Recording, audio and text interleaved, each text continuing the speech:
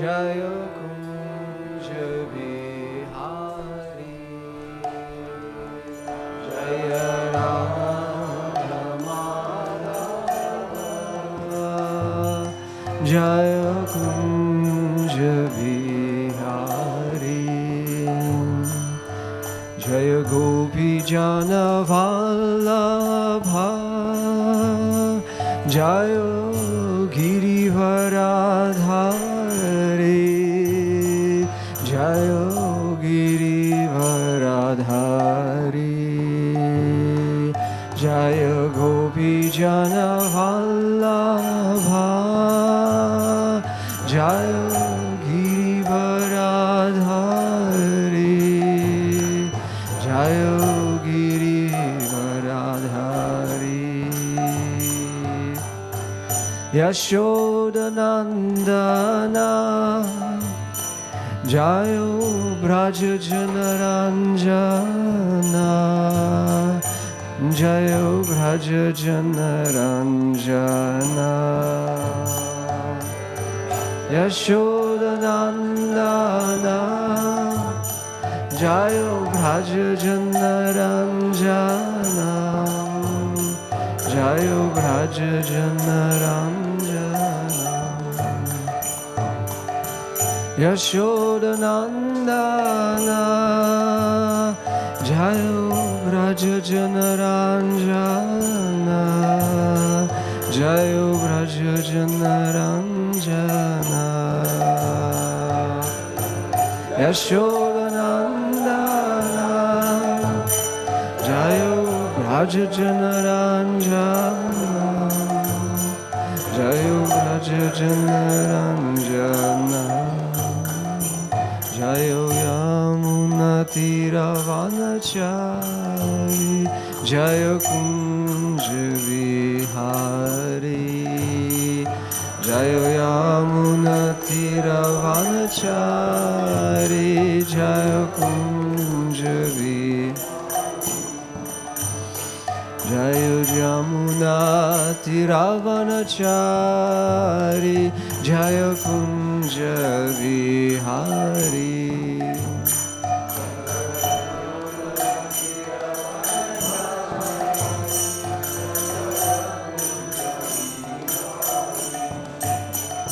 Jaya Radha Madhava, Jaya Kunja Vihari, Jaya Radha Madhava, Jaya Kunja Vihari, Jaya Radha Madhava, Jaya Kunja Vihari,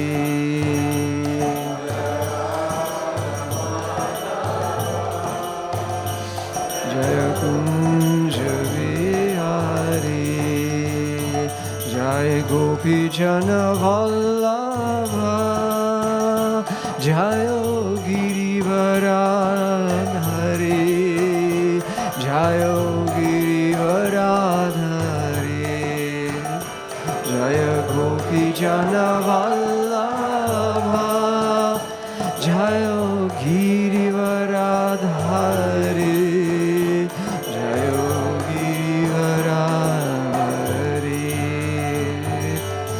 Yashodanandana, Jaya Braja Janaranjana, Jaya Braja Janaranjana,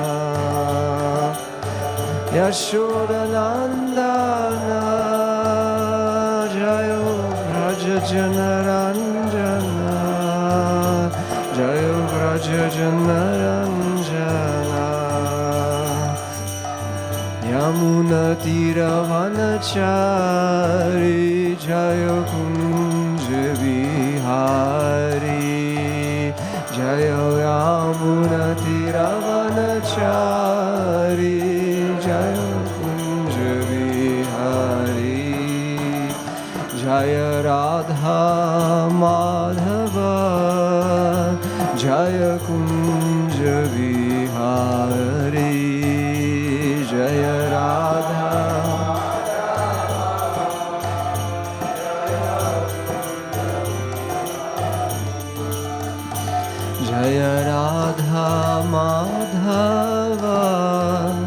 Jaya Kunja Bihari Jaya Radha Madhava Jaya Kunja Bihari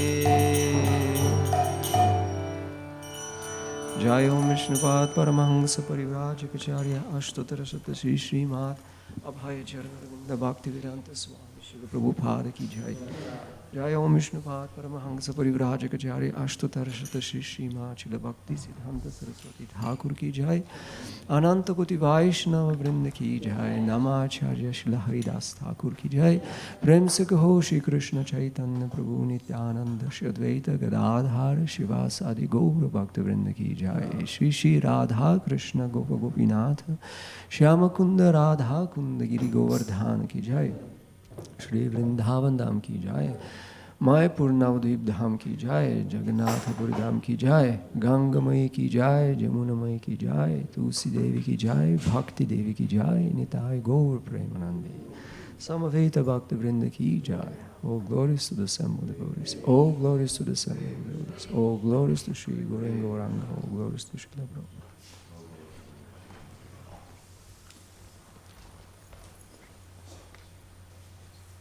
Om Jnanatimirandhasya Jnananjanashalakaya Chakshurunmilitam Yena Tasmai Shri Gurave Namaha Shri Chaitanya Manobhishtam Sthapitam Yena Bhutale Swayam Rupa Kadamahyam Dadati Swapadantikam Vandeham Shri Guru Shri Yuttapadakamalam Shri Gurun Vaishnavamscha Shri Rupam Sagrajatam Sahagana Raghunathanvitam Tam Sajivam Sadvaitam Savadhutam Parijana Sahitam Krishna Chaitanya Devam Shri Radha Krishna Padam Sahagana Lalita Shri Vishakhanvitamscha He Krishna Karuna Sindho Dinabandho Jagatpati Gopesha Gopika Kanta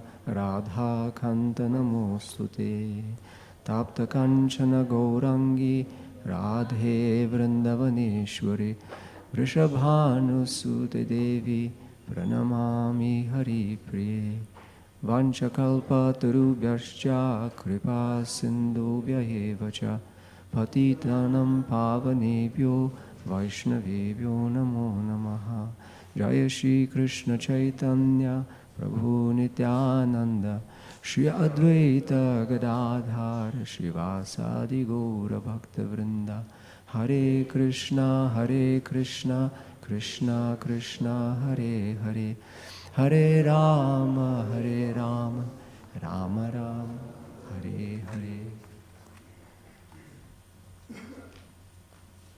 Om Namo Bhagavate Vasudevaya.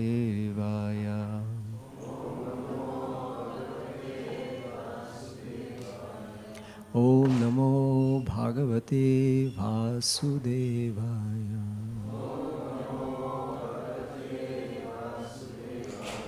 Om Namo Bhagavate Vasudevaya.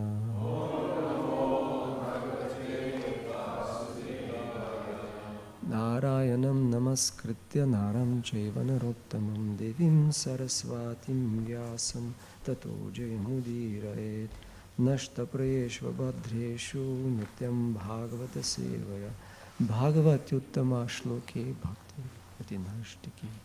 So we are reading from Srimad Bhagavatam, Canto 2, Chapter 7, called Scheduled Incarnations, verses number 20.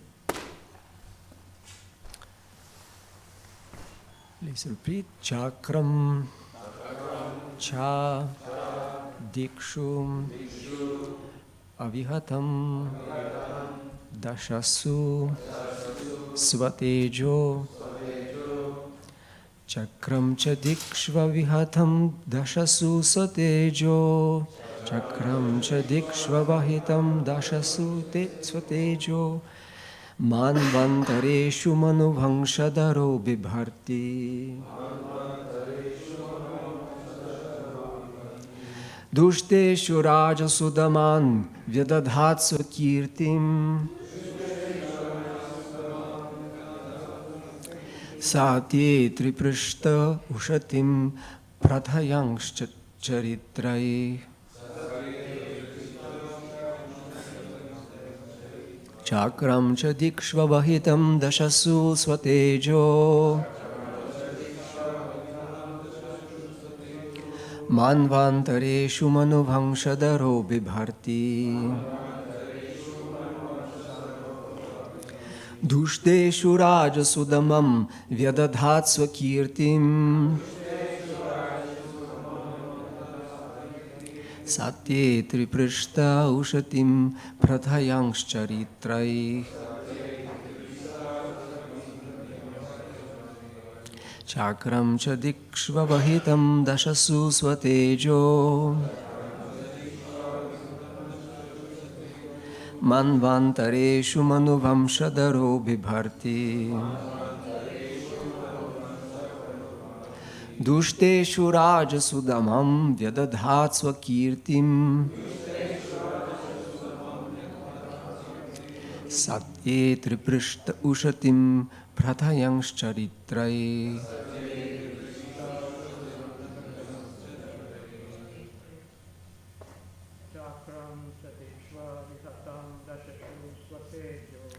Chakram Chadikshvavahitam Dashatu Swatejo Manvantareshu Manubhamshadaro Bibharti Dushteshu Rajasudamam Vyadadhasva Kirtim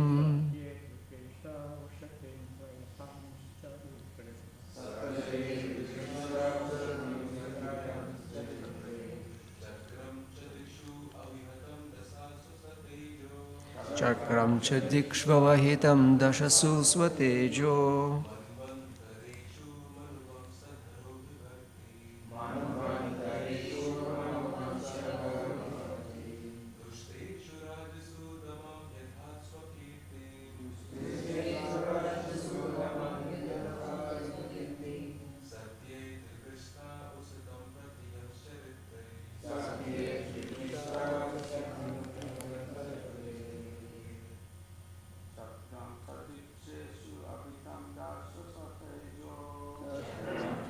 Shvavahitam Dashasu Swatejo Mantareshu Manuvangshadaro Bibharti Dushteshu Rajasudamam Vyadadhatsva Kirtim Sati Triprishta Ushatim Pratayangsh Chachritai. Ladies.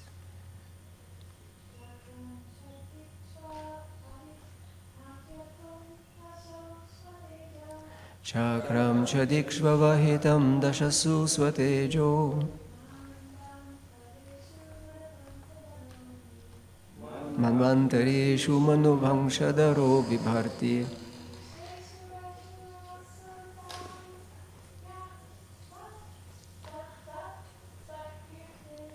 Dushteshu Rajasudamam Vyadadhatsva Kirtim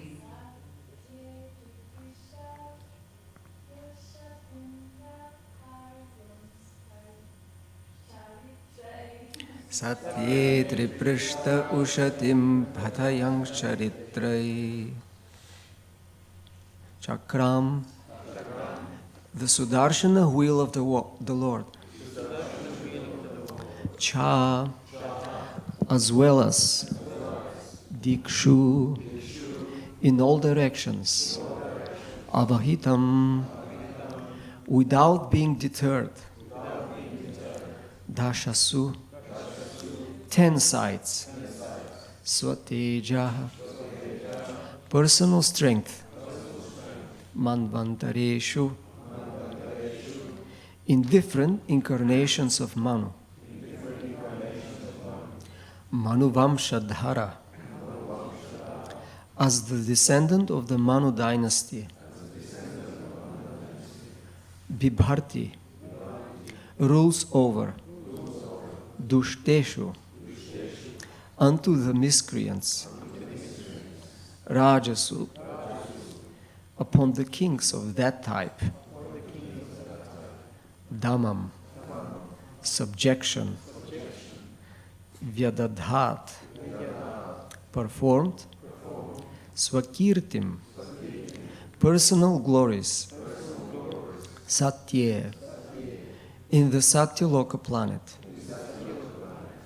Triprishthe, the three planetary systems, Ushatim, glorious, Prathayam, established, Charitrai, characteristics.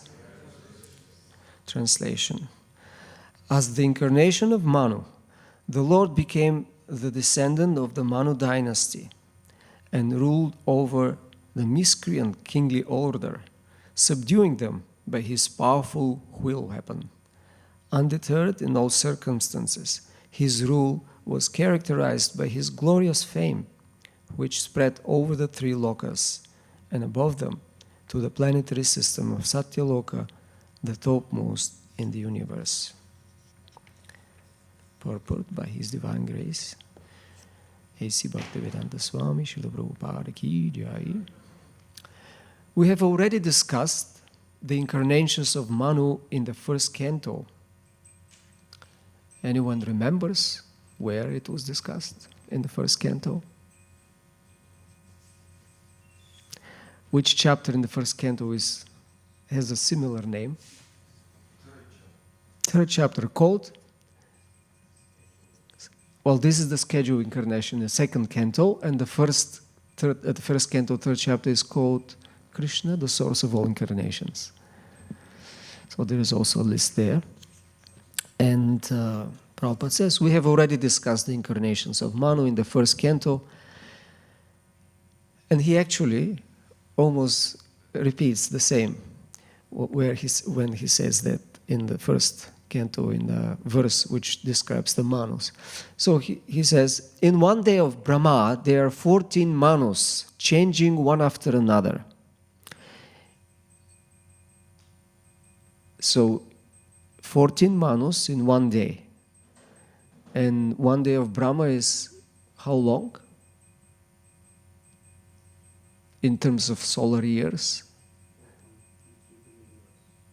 Okay, 4,300,000,000 years. Okay, so then 14 Manus, and then in 1 month there are 30 days. In that way there are 420 Manus in a month of Brahma, and 5,040 Manus in 1 year of Brahma. Brahma lives for 100 years according to his calculation, and as such, there are 504,000 Manus in the jurisdiction of one Brahma. There are innumerable Brahmas, and all of them live only during one breathing period of Mahavishnu. So, we can just imagine how the incarnations of the Supreme Lord work all over the material worlds, which comprehend only 1/4 of the total energy of the Supreme Personality of Godhead. Prabhupada says the same thing, actually in a few places, especially when he talks about the Manvantara incarnations. They're so innumerable, and we can just imagine how Krishna appears or empowers his different parts to play a certain role. And then the last part of the purport, the Manvantara incarnation chastises all the miscreant rulers of the different planets with as much power as that of the Supreme Personality of Godhead, who punishes the miscreants with his wheel weapon. The Manvantara incarnations disseminate the transcendental glories of the Lord.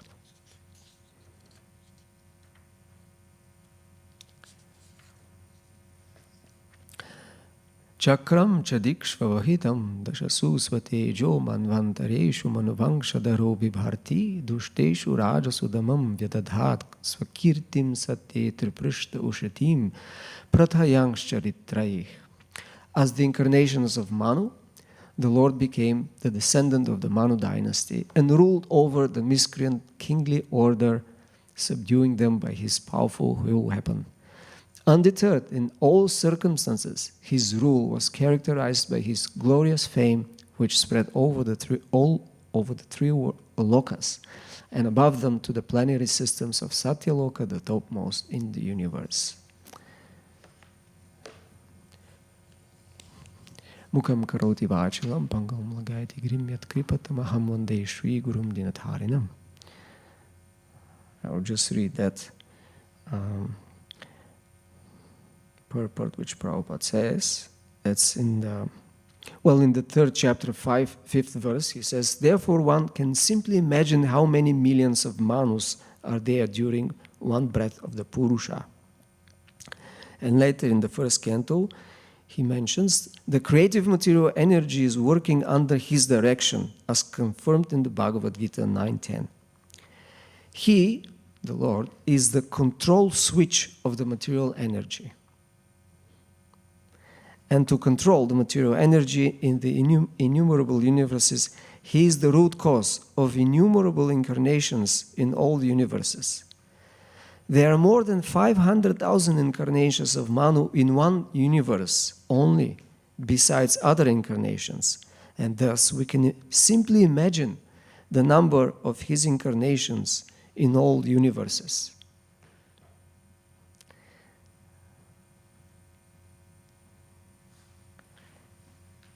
And in 17th verse, in the first chapter of the first canto, Prabhupada explains what type of incarnations are the Manu or the Manvantaras.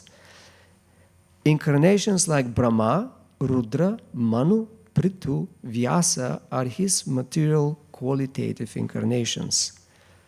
But his incarnations like Rama, Nrsimha, Varaha, and Vamsha are his transcendental incarnations. So, there are different types of incarnations, and they are described in Srimad Bhagavatam and in Chaitanya Charitamrita. There is elaborate description. By whom? Anyone remembers? Who is giving a very elaborate descriptions of the Manvantaras? And I mean, all the avatars, Lila avatars, Guna avatars, and Manvantaras, and so many others. Lord Chaitanya speaking to Sanatana Goswami. So this is the beginning of Sanatana Shiksha and Madhya Lila. And actually Srila Prabhupada started reading that section quite early in New York in the late 60s. And the classes were very long, and Prabhupada was reading, and all these names of for example, the 14 Manus, they're listed by different names. And then at one point Prabhupada said, this is very technical.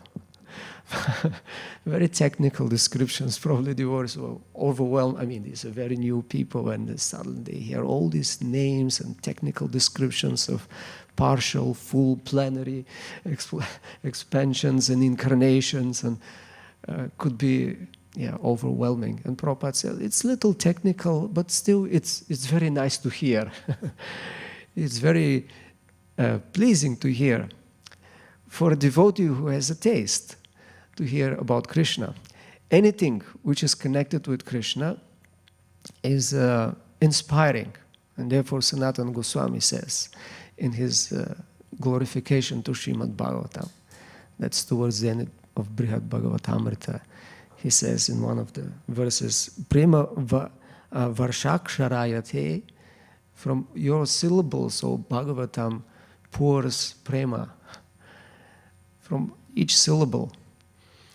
And there are sections, especially 8th canto, when there's the descriptions of the dynasties, and they are just names and names and names, and from him was born such and such, and from that person, and etc., etc. So many names, but because they're all connected to Krishna, these are great devotees. When hearing them, that invokes loving feelings in the devotees. So they're very happy to hear anything connected with Krishna, even if it's technical, especially for us in Kali Yuga with short memory, small brain power, and we may not understand everything deeply or may not remember when we hear this, but still we can appreciate, like Prabhupada said in this class. Still, it's very nice to hear these descriptions, and we can appreciate. And just by hearing about these great personalities who are representing Krishna, therefore they are called incarnations, as Prabhupada explained, material qualitatively incarnations. So they're empowered and they're great, like we know that the Manu is one of the Mahajans, right? So yes, great devotees who reveal the glories of the Lord. And here it says in this verse, in all over the planetary systems in the universe, Manu is spreading the glory of the Supreme Lord. And so by hearing of these great devotees, we get purified and we are coming close to Krishna just by the process of hearing. And similarly in Chaitanya Charitamrita, we have this description of the Chaitanya tree of Bhakti, and the different branches, the trunk, and the different main branches. And it's similar, it's also just a list of names of great devotees, right? And actually, this is the 10th, 11th chapter, 12th, and Chaitanya tree and Nityananda, the Advaita Acharya, Gadadhar. And at the end, Krishnadas Kaviraj Goswami says, whoever listens, just by listening the names of these great devotees, will attain perfection and will develop Krishna prema, and all the anarthas, all the obstacles will be removed just by hearing the names. It's so powerful, this process, to hear about the devotees of the Lord. And it's so nice to hear them. And actually, Prabhupada, I think it's 10 or 11 chapter, it's recorded. Prabhupada just reads it. No translation, just reads. And you can hear. And it's a very nice recording also, very good quality. And it's so blissful. Prabhupada is singing Chaitanya Charitamrita, the names of these devotees. So it's a process of devotional service to hear about Krishna and about the devotees of Krishna. So here, and in this chapter, Brahma is talking to Narada about the incarnations of the Lord. So they are different, mainly Lila incarnations, but also we hear now here the Manvantara and other. Or in other words, whenever there is some appearance of the Lord, which is connected with his protection of devotees, his subduing the demoniac, or here it's called the Dushta Raja, Dushteshu Raja, so those who are, kings or rulers who are demoniac, miscreants, Prabhupada called them, Dushteshu. So this is another function. Krishna says in the Gita, I come to paritranaya sadhunam vinashaya cha dushkritam, again, same word, to destroy, subdue the demoniac. And so different descriptions are there.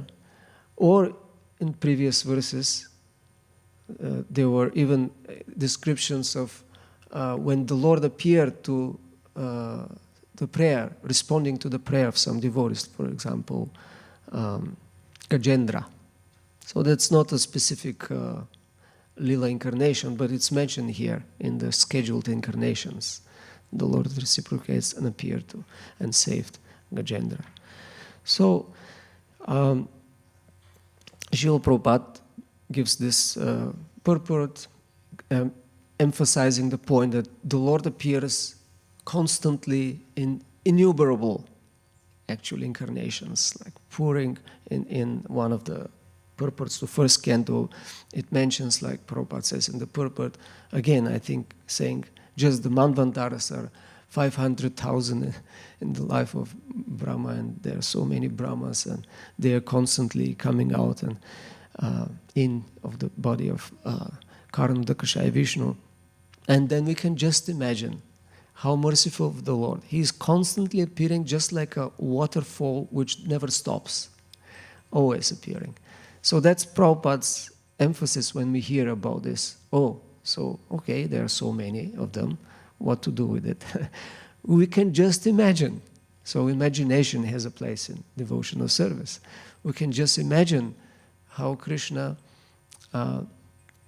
appears or is empowering living entities to represent him all the time, constantly, because he so much cares about all the living entities, even those who have rejected him and are in the material world.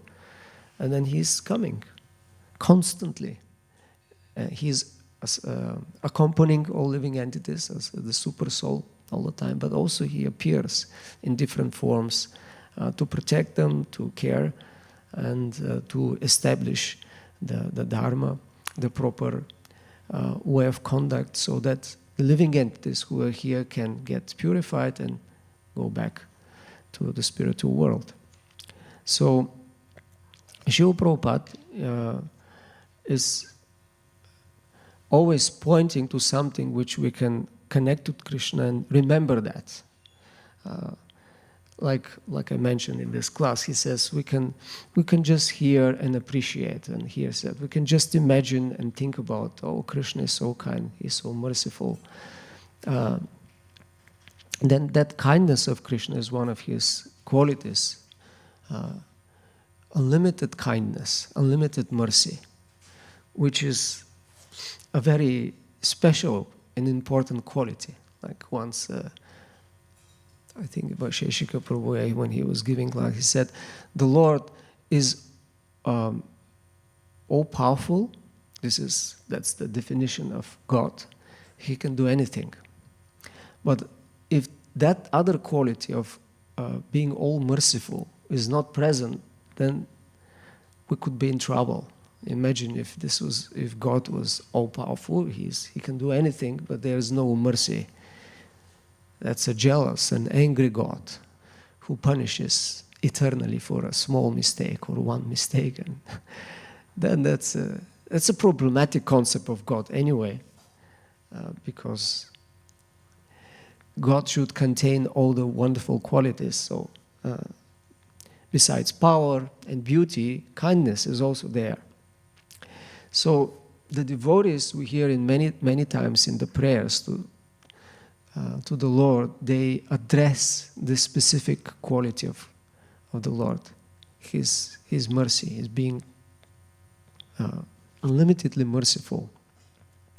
And we know that, especially in His form of Chaitanya Mahaprabhu, He is the Parama Karuna, the supremely merciful, because He doesn't discriminate whether one deserves or doesn't deserve. That's the nature of mercy. And so there are many prayers of the acharyas who address this specific aspect or quality of either Krishna or Radha and Krishna and Lord Chaitanya.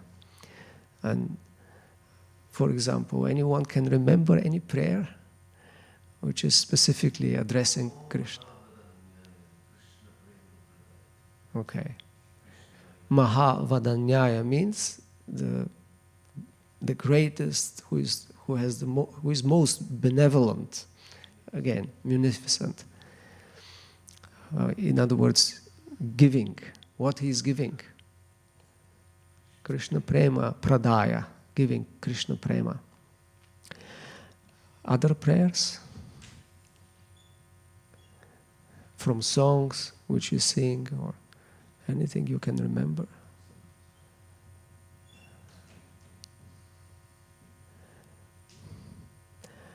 For example, Narottam Das Thakur has a very famous song where he addresses Lord Chaitanya. Yeah, it's one song. Parama Karuna. That's from Lochan Das Thakur. Parama Karuna Bahu Duijana. That's another example also. It's supremely merciful. Bahu Duijana Nitai Gaura Chande. Pashupaki Jure, Pashana Vidare. By hearing your merciful quality, your quality of mercy, Pashupaki Jure, even the animals and the birds and the stones, when they hear about your mercy, they melt. The stones melt. Wonderful expression. And Narottam Das Thakur, he also prays to Lord Chaitanya. And in one song, he specifically says, your name is Patita Pavana. You're so merciful that you specifically, you are interested in lifting up or saving those who are fallen, who are very fallen. So that's your name, Patita Pavana. Jai Shri Shri Radha Gokulanand Jai.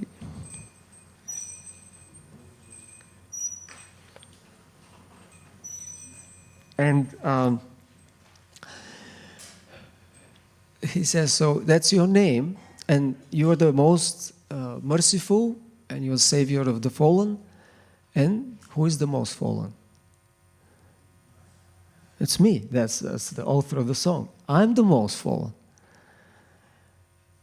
And if you don't save me, then that's a problem, because you have to live up to your name, right? You have to do it. It's a kind of a transcendental blackmail. You have to save me because I'm the most fallen and you're the most merciful. So please, you have to do it. And there are many prayers, but another prayer I remember from Rupa Goswami addressing Srimati Radharani. He's saying that he's very fallen and offensive. Krita gaskepi yogepi janesmin kumatavapi. And his my intelligence, he says, kumatavapi, crooked, I'm offender. But please, dasya dana pradhana, say, please give me your service, even if I'm so offensive and crooked. Lavam apyuparada. Even just a small particle of service, please give me.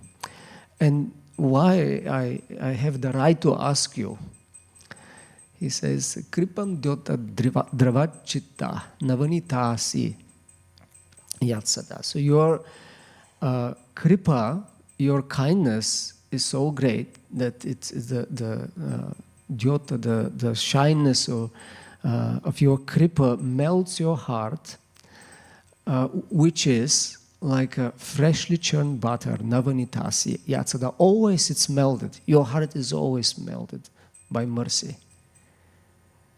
Therefore, please be kind.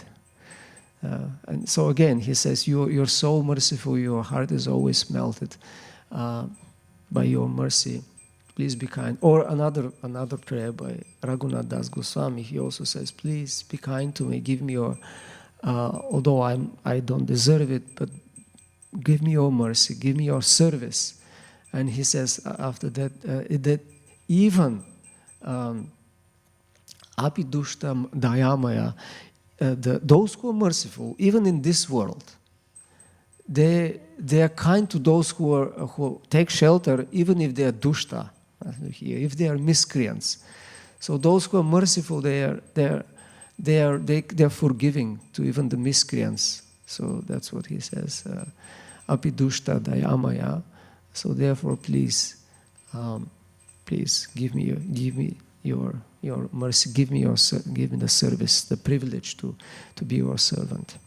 So devotees are addressing this quality of the Lord and pleading for his kind attention to look at them. There are many verses which just say, please kindly look at me mercifully, and then I'll become happy. Or I'll forget about anything material, like another song from Narottam Das Thakur. He prays to Lord Nityananda, please look at me mercifully, and then all my material desires will become insignificant.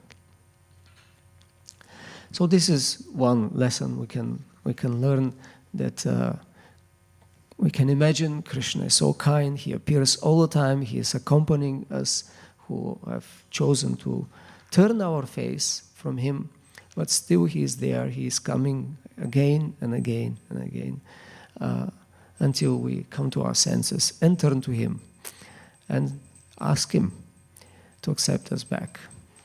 And this is one lesson we can learn. Another thought I had when I read it was how merciful the devotees are, especially Srila Prabhupada, by giving us these purports. He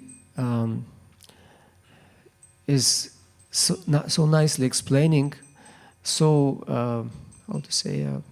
in a practical way that we can apply what is there in the verses. Otherwise, if just imagine if we had the Bhagavatam, probably we wouldn't have it anyway if he hasn't come and translated it and give it. But even if somehow we had Bhagavatam but without the purports, can you imagine? Again, let's just imagine that. What we'll understand, for example, from this verse or from such similar verses about, Manvantaras or something else. What we'll make of it? It's impossible actually for us, especially who are not familiar with the whole philosophy or culture. It will be incomprehensible. So we owe everything to Srila Prabhupada, actually. His kindness that he has given these purports, which are, first of all, explaining so nicely that we can understand, they're relevant, we can relate to this explanation, and also they are, as he says, his personal ecstasies. And Prabhupada says, I did not write these books. It's Krishna who was dictating. So we're hearing the ecstasies of a pure Mahabhagavata devotee. And whenever we sit to read or hear in some way Srila Prabhupada's books, we are directly associating with him. Like he said, I will never die. I will always live in my books. So we can always associate with Srila Prabhupada in his sound incarnation or his murti, just by hearing. So this is very good news to know that we can be always with Srila Prabhupada. And as he says, when I was writing, Krishna was sitting next to me. So when we're reading, Prabhupada is sitting next to us and telling us what Krishna is dictating. So isn't that wonderful? Yes. So then we have to pressure. This is so precious gift that we have to cherish it and relish it and use every opportunity. Prabhupada often said, if you find some time, please read my books. If you have some time, find. But he expected, of course, many letters and conversations. Prabhupada directly said that he expects that we read these books regularly and hear, study them also scrutinizingly, and analyze and think.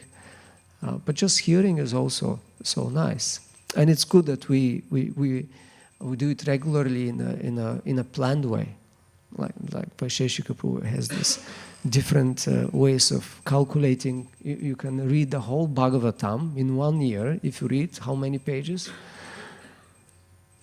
80? Huh? 80, I think 81 pages, something like that. If you read every day, it's some good number of pages, but then the whole Bhagavatam you finish in 1 year. Okay, if you can read that much, 2 years, half, or 3 years, even that. But you schedule it and you want to finish it. And it's important. That's part of the sadhana. That's also what We hear Sankhya Purvaka Nama Gana Natibhi. Goswamis, they counted their rounds, their japa, their number of obeisances. And so we can count. It shows our determination and interest in Krishna. I want you. I don't want anything else. And there are so many things other than Krishna in this world. Maya is giving us all kinds of distractions. And this is, for a sadhaka, for a practicing devotee, the main form. I mean, if we somehow come to the level where we are done with the gross material sensual attractions and more or less follow the principles and are strict with that, it's not the end. Maya will continue testing us. And one of the greatest tests is the distraction from the focus of remembering Krishna, because that's the main point in bhakti, to always, all the rules, all prescriptions are about remembering Krishna and never forget him. So when we're distracted by Maya, then we forget. So what examples of distractions are there? Anyone can say? Internet. But you can hear in internet about Krishna, no? Yeah. You can also be in Maya. What else? Oh, okay. Listening to the internal internet and radio. Switch the, some other station which doesn't talk about Krishna and talks about something else. The internal. Something else. Other types of distractions. What? Okay. Television.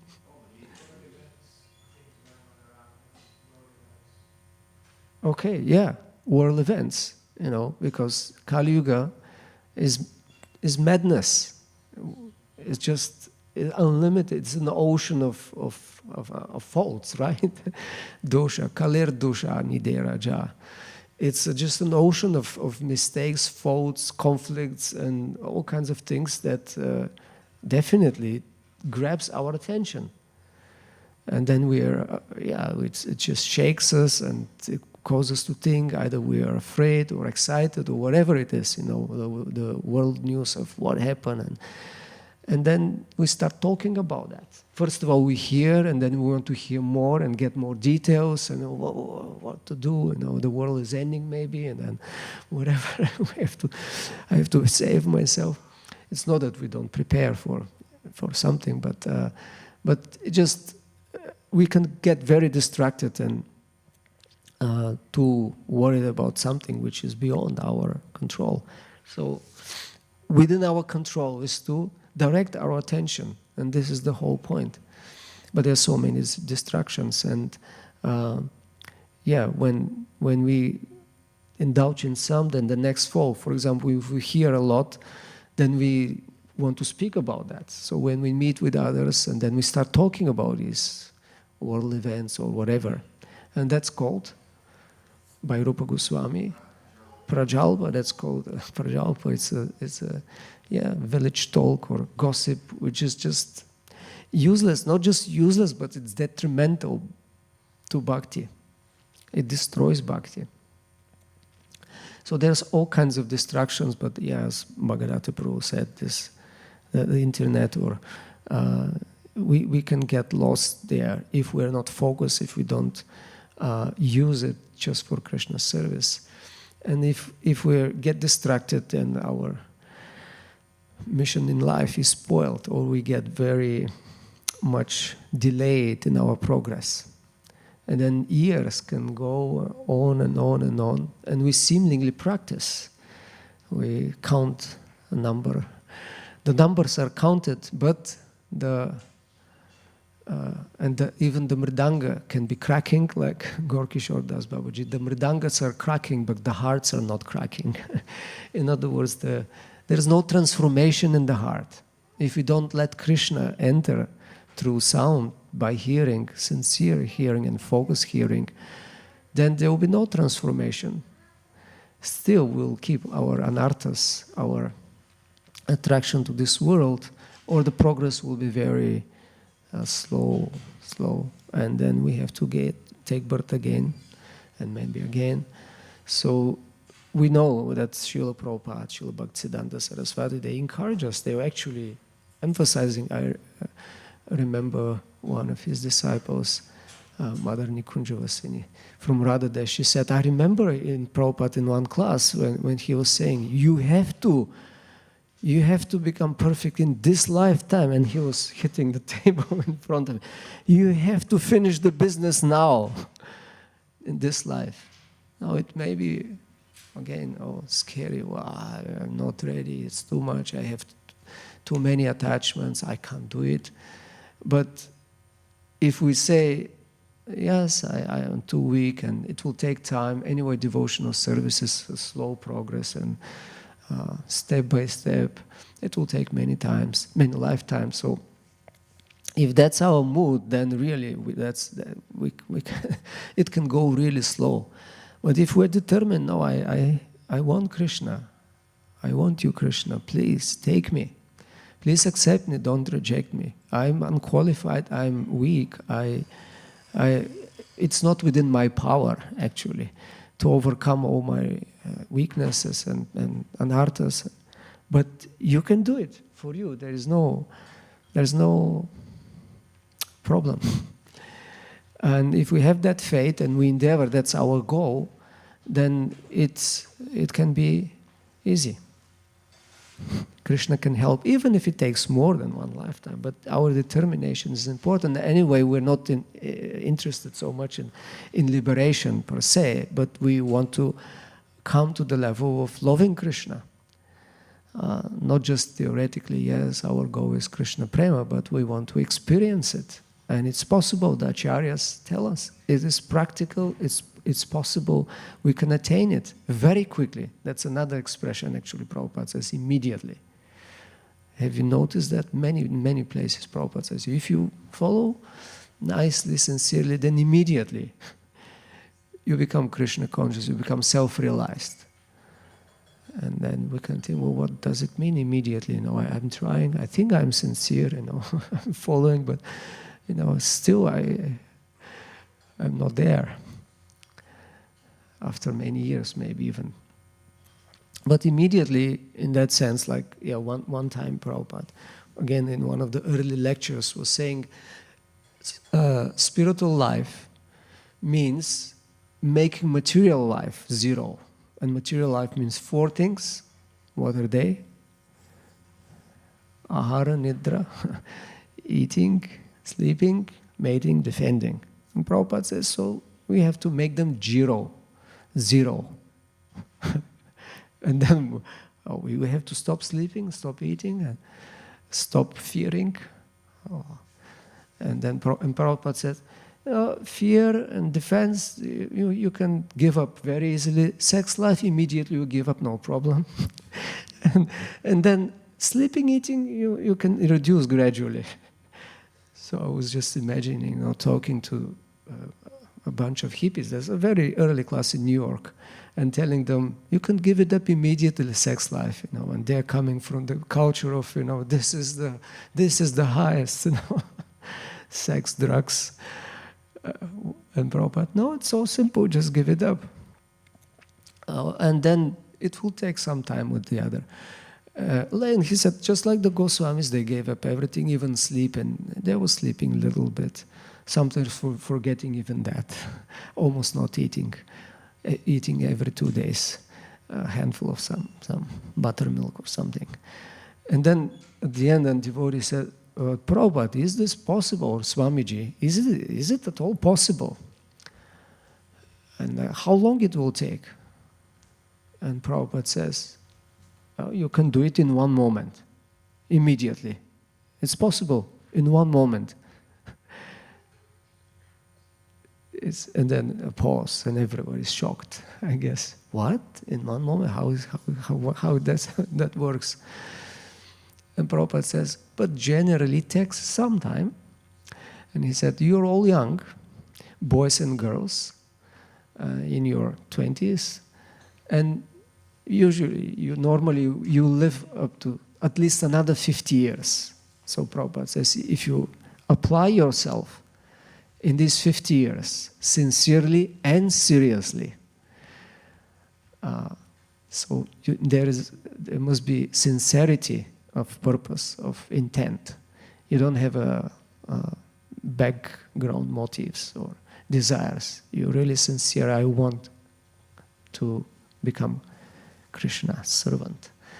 I want to develop law of Krishna. But then you have to be serious. You have to act on that intent, not just theoretically. So Prabhupada says, if you're sincere and serious, then that 50 years is enough. He says, more than enough. So Prabhupada promises that. And it's not a marketing tactic to just... of course, he said one time, I cheated you. I attracted you, but that was in the context that I told you it's very easy, but it's not very easy. In that context, he said, I cheated you, but in so many places, he says that it is possible that we attain Krishna very quickly in one lifetime. And that's it's not just a tactic. It's a promise, and it's coming from the acharyas. It's possible, and if we doubt it, we doubt the power of Krishna and power of the holy name, then where we stand, if we think, no, it's not possible. Krishna is not all-powerful. He cannot save me. I'm so fallen that he cannot save me. It's not enough. His power. No, it's possible, and that's exactly Lord Chaitanya. Therefore, he by his mercy and by the mercy of Nityananda Prabhu and all the acharyas, even the impossible becomes possible. That's a recurring theme in Chaitanya Charitamrita. The impossible becomes possible by the mercy of Gaur Nitai. So it's possible that we attain the highest or close to the highest level of bhakti just by sincerely practicing and following the acharyas and trying to please them. And yes, so Prabhupada says it may not be easy in that sense. The practice itself is very easy. Anyone can sit in here, just like the children, they can sit in here also. It's not difficult. But what is not easy is to do it continuously and without offense, with attention. And one of the offenses we know is inattention, pramada, inattention, neglect, being neglectful. And we can do the emotions or the external things, but if our heart is not there, that's offensive. And then Krishnadas Kaviraj Goswami says we can continue chanting for millions of lifetimes. We will not attain prema. So that's the difficulty, to do it with attention, and therefore we have to endeavor. That is a practice, how we improve or perfect our practice, so that we do it with focus, with attention, with feeling, in a prayerful mood, and then Krishna reciprocates. He's right there in the heart, as manifested as devotees, as spiritual masters, and as Archa incarnation. There's another type of incarnation, which innumerable forms. Yesterday I read some Prabhupada. And Krishna comes as Archamurti just to please his innumerable devotees in the material world.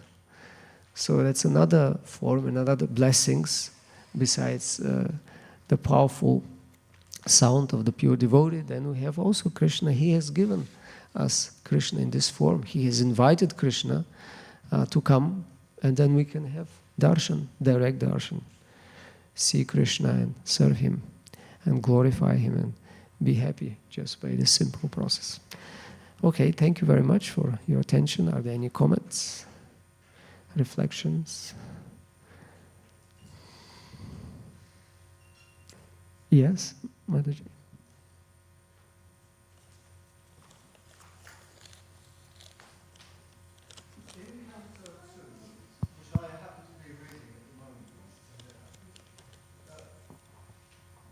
Hayagriva is mentioned, but it doesn't give a full description of Hayagriva. Could you enlighten me and us, please? I can't remember actually a place with a full and detailed description. It's just mentioned what that type of Hayagriva means, with a horse head. So he came to save the Vedas. Basically, that's what it's mentioned, but not like some more detail. I don't remember, at least if anyone can remember some more specific in detail. At least in Bhagavatam, I don't think there is. So I can't remember now anything more detail than what you said. So it's to do with the horse.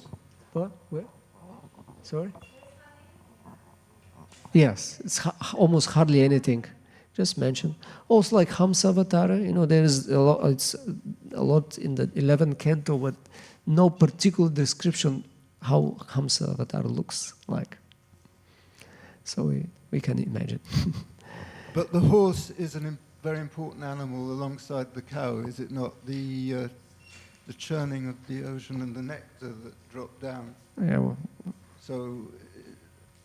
Anyway, you've answered my question very well. So it's okay. the horse incarnation. Okay, thank you. Hare Krishna. Could you pass the mic?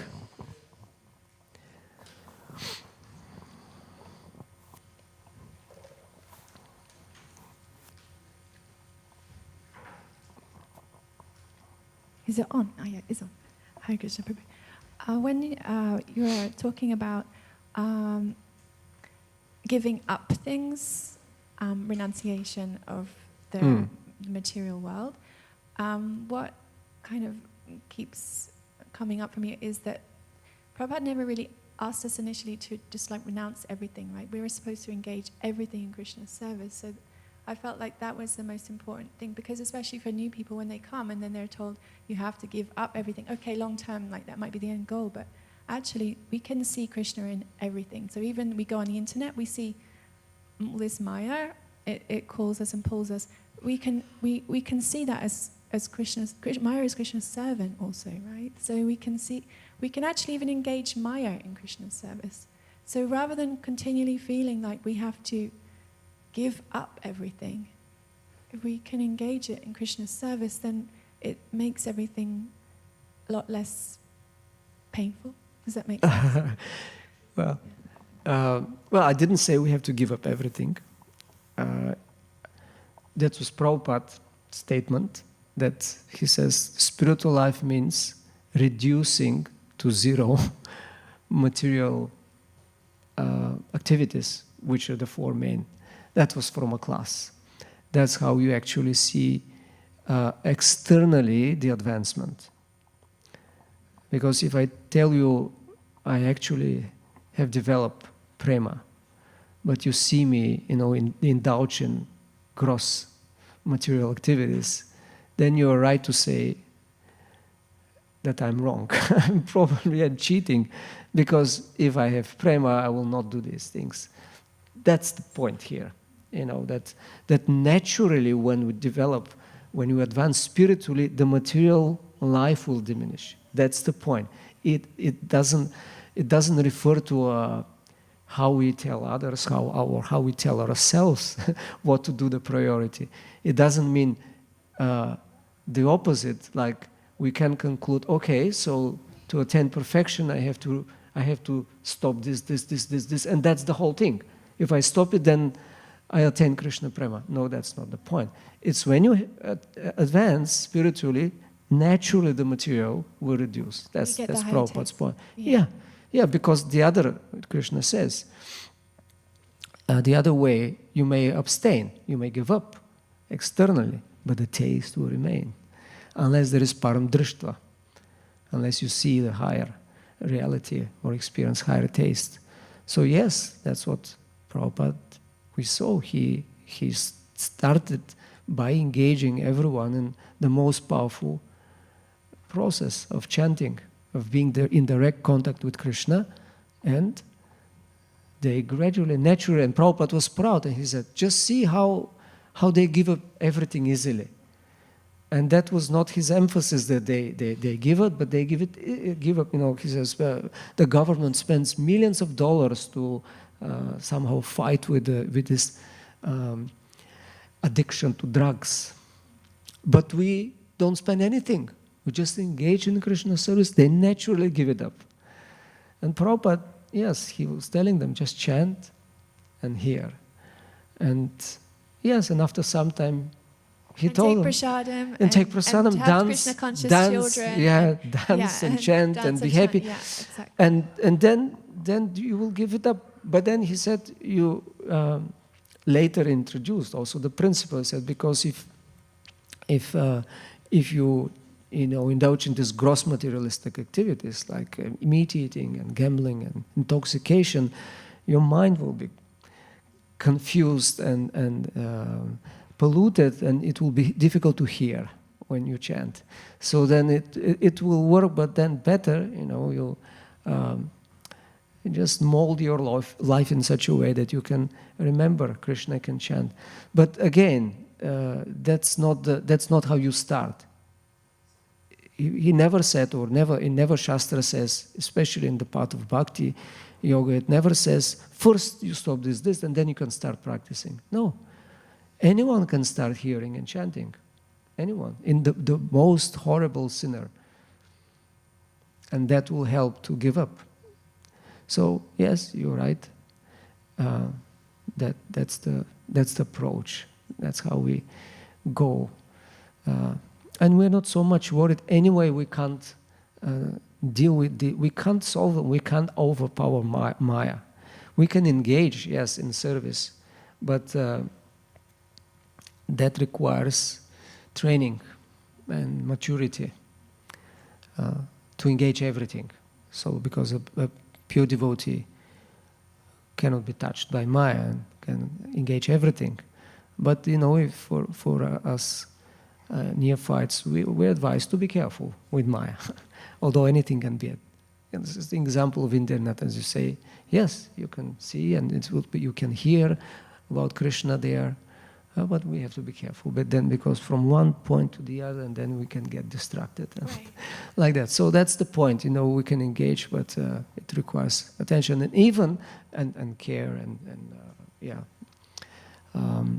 even the pure devotee may not be touched, but still we know Prabhupada prayed. This famous story when Prabhupada was praying very intensely, devotees asked him, Prabhupada, what are you praying? And I said, I pray to Krishna to protect me from Maya. And they were surprised. They thought, well, why, you're pure devotee, you don't have any problem with Maya. Why you pray to Krishna? Prabhupada said, no, I am every day praying to Krishna to protect me from Maya. And that's the difference between me and you. I'm afraid of Maya, you're not. And that's your weak position, because if you're not afraid, if you don't seek all the time protection from Krishna, you can slip. And Krishna will help, he will not give us up, but we're advised to be careful.